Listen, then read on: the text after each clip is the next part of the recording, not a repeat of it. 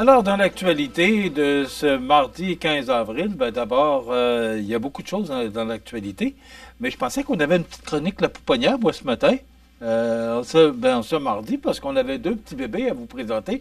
Alors, Jean, est-ce que tu veux qu'on prenne le temps de présenter nos deux petits bébés? Ben oui, on va donner le temps à Jean.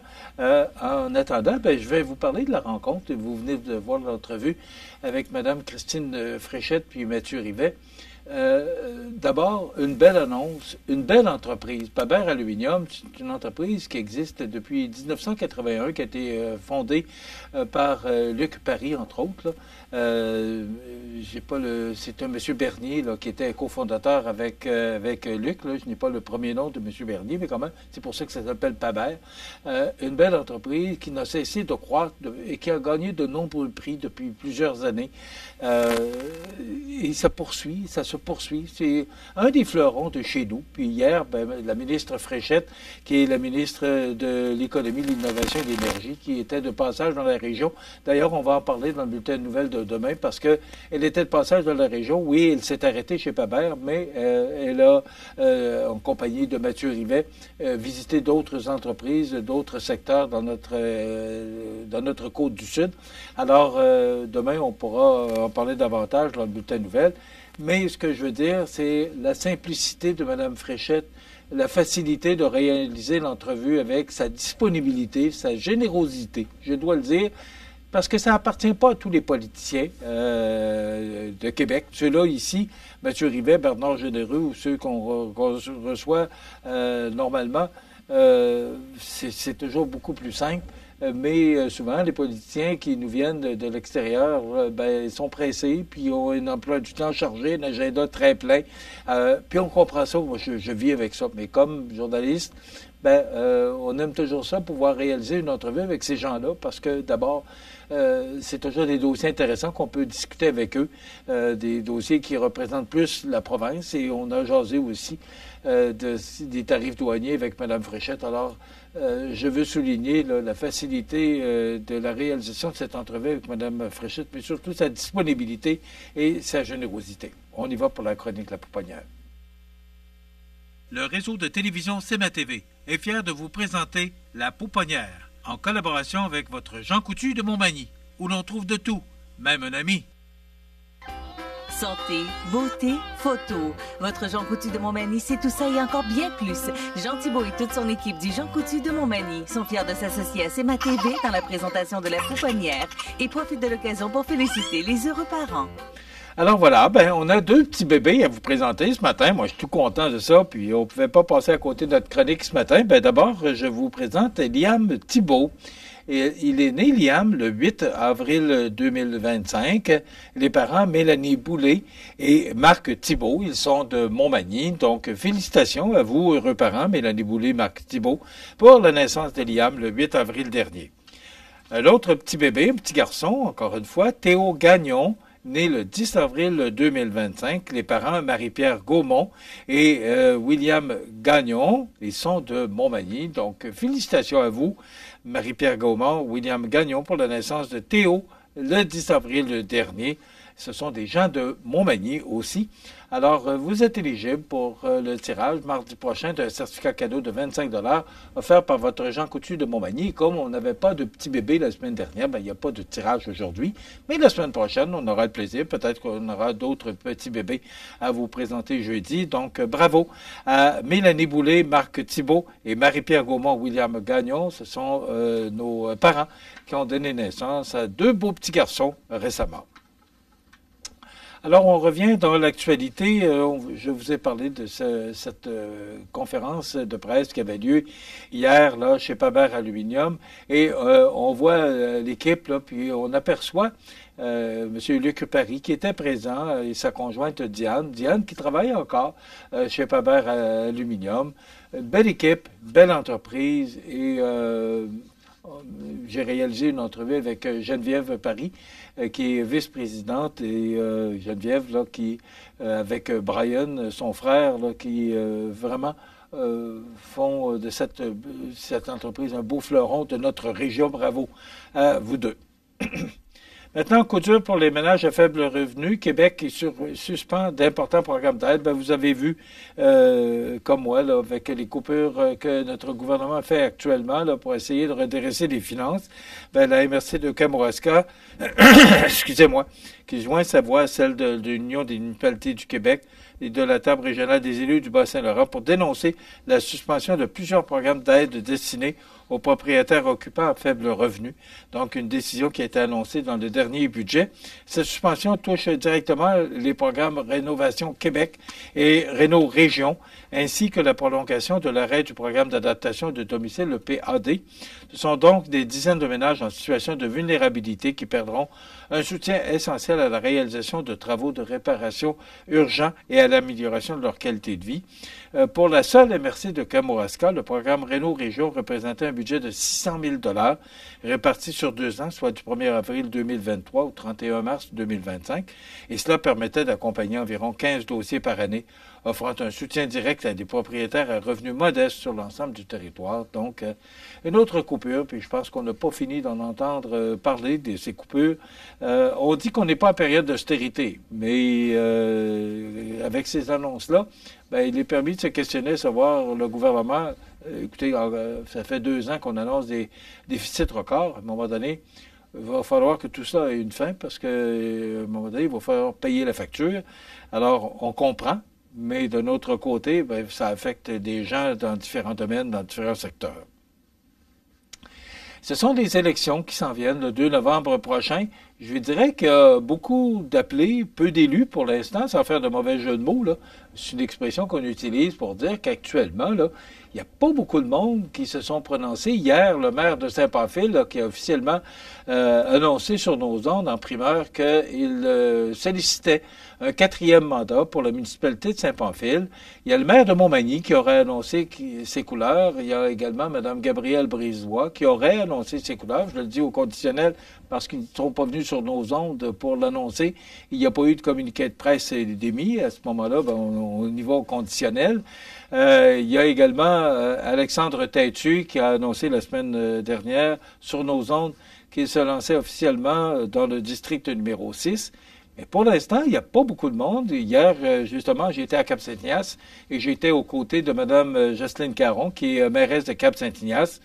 Et j'ai demandé à Mme Caron, est-ce que vous allez être là pour les prochaines élections du 2 novembre? Puis elle m'a dit, on va faire une annonce au mois de mai. Donc, pour l'instant, on garde ça confidentiel. Il y aura une annonce faite à ce niveau-là. Donc, pas beaucoup de monde qui a annoncé encore leur couleur. Et pourtant, ben, c'est dans 5 mois, moins de 5 mois, parce que c'est le 2 novembre. Alors, c'est moins de 5 mois. Je trouve qu'il n'y a pas grand monde qui annonce leur couleur. Vous savez, il faut prendre le temps de rencontrer les gens. C'est long, une campagne municipale pour pouvoir rencontrer les gens. Alors, je respecte la décision des gens là, de tarder à annoncer leur couleur, mais on commence à avoir hâte de voir quel paysage la campagne électorale prochaine, la campagne électorale municipale, va prendre. J'ai bien hâte de voir qui va se présenter au cours des prochaines semaines, voire des prochains mois, dans notre région. Et quand je parle de notre région, là, je parle de la Côte-du-Sud, parce qu'on couvre Montmagny, Lillet, Kamouraska. Mais bien sûr, vous savez qu'avec Éric Gourde, tous les mercredis matins d'ailleurs, nous aurons notre chronique avec Éric demain pour parler de la MRC de Bellechasse. Déjà, Éric nous a annoncé que certains maires et certaines mairesses avaient déjà annoncé leur couleur, mais là aussi, dans Bellechasse, ça tarde à annoncer, là, à savoir s'ils se représenteront. Donc, tout ça pour vous mentionner que la Fédération québécoise des municipalités qui lance une campagne d'envergure intitulée « Passe à l'action pour ta région » avec pour objectif de redonner ses lettres de noblesse à la politique municipale. Et pourquoi la FQM, justement, s'implique là-dedans? C'est qu'il y a 10% des élus de la dernière élection, en 2021, qui ont quitté leur fonction. Donc, la FQM préfère mettre en lumière les 90%, on comprend. Mais quand même, c'est beaucoup, là. C'est plus de 700 élus qui ont quitté leur fonction au cours des dernières années. pour toutes sortes de raisons, qu'on respecte d'ailleurs, là, mais c'est beaucoup. Alors, la Fédération québécoise des municipalités qui dit, ben ça nous prend du monde, et ça nous prend, nous aussi, comme citoyens, du monde pour nous représenter, là, et pour former le conseil municipal des 4 prochaines années. Donc, on espère pouvoir vous faire certaines annonces au cours des prochaines semaines. La MRC de Lilley qui annonce l'ouverture d'un appel à projet dans le cadre du fonds de vitalisation visant à soutenir des initiatives structurantes pour la vitalité des collectivités de Saint-Adalbert, Sainte-Félicité, Saint-Omer et Tourville. Donc, les projets peuvent être déposés dès maintenant jusqu'au 1er mai inclusivement. Donc, vous pouvez communiquer avec la MRC de Lilley pour avoir plus de détails. Et le journal communautaire, le Rivière Web, ça fait drôle, hein? C'est faire attention, pas le Rivière Well, c'est le Rivière Web qui soufflera ses 15 bougies en 2025. Pourquoi j'en ai parlé? Ben d'abord parce que c'est un journal communautaire qui existe depuis 15 ans. C'est 200 bénévoles, 178 numéros, plus de 3000 textes et 3300 pages publiées. C'est un journal qui donne une voix aux comités, aux organismes et aux citoyens de la région. Donc, c'est un média qui rayonne dans la région de Rivière-Ouelle. Il va y avoir 2 éditions spéciales. Là.